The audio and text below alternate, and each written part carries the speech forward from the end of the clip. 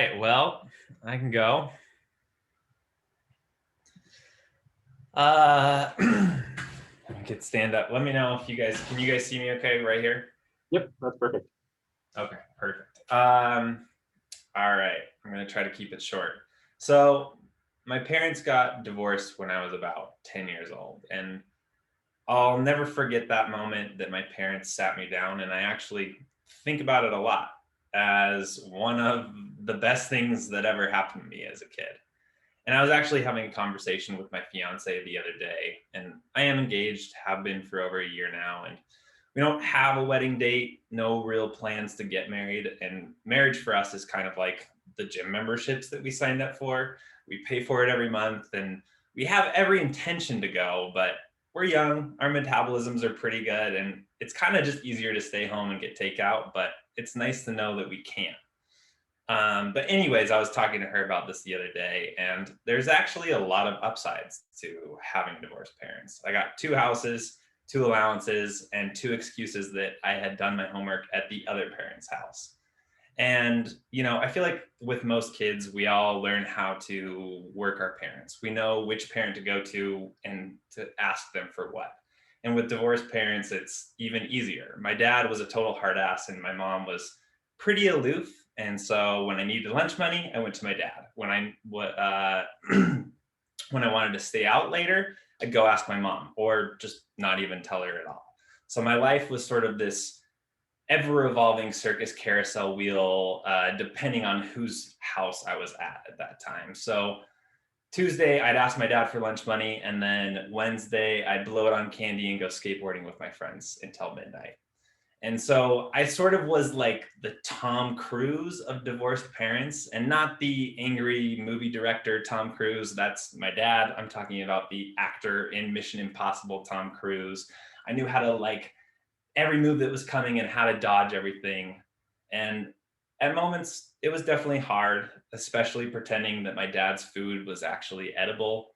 But in all seriousness, I learned some important life lessons about love and communication. And I think that all around, I'm a better person because of that experience. And that's why when my fiance, excuse me, and that's why when my fiance and I do get married and have kids, I plan on getting a divorce. That's my story. And if I had to critique it, this was so I kind of got a little bit carried away. When I saw storytelling, I was like, I don't consider myself to be that funny of a person, but my favorite form of storytelling is stand-up comedy. I just love enjoying it. So that was kind of my goal with this one. And it didn't really end up being a story, like a story about an event, like listening to your guys. So that would be my critique. I got a little bit carried away with that. Obviously, I was nervous doing this because I've never really tried to do anything like this. And I had to read a little bit on screen. I don't know if you guys could tell, but I had it all written. I couldn't tell. I thought you did great. I thought your delivery was awesome. I think probably the thing I liked most is how you took this like potentially like life shattering moment that probably was really hard and you made it into something that wasn't life shattering and you learned from it. And I think, boy, I think that's powerful that, you can, and not to make light of it, but you can laugh at, something that was really hard and turn it into a positive experience. I really liked it. I thought you did a great job. Thank you. I absolutely loved the metaphor. I think you're the only person that's used a metaphor so far, and the metaphor was so applicable because we have all, regardless of divorce or being in such a personal circumstance, we have all debated cooking at home versus takeout. That is such a universal application. It transcends language. Yeah, I thought that was a home run for me. Thank you.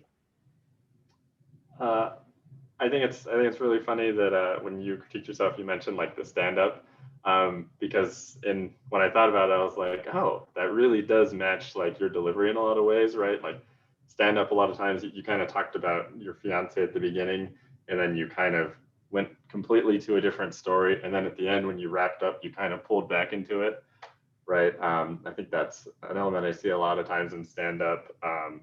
And then I think just the way that you introduced it, like hey, check out this thing that's I'm gonna elicit a lot of sad responses, and then, oh, this was awesome, kind of, right? But to me, that's right. I see stuff like that in comedy too, so I really enjoyed it. I'm trying to dig for some not positive feedback. Let's see. Yeah, I can't think of much. It was really good. It's very enjoyable. Thank you. Yeah, I wrote it. That was supposed to be just the intro, and then I never got to the actual story that I was going to tell. It just got too long. Oh, and I was not able to notice that you were reading anything, by the way. Okay, that's good.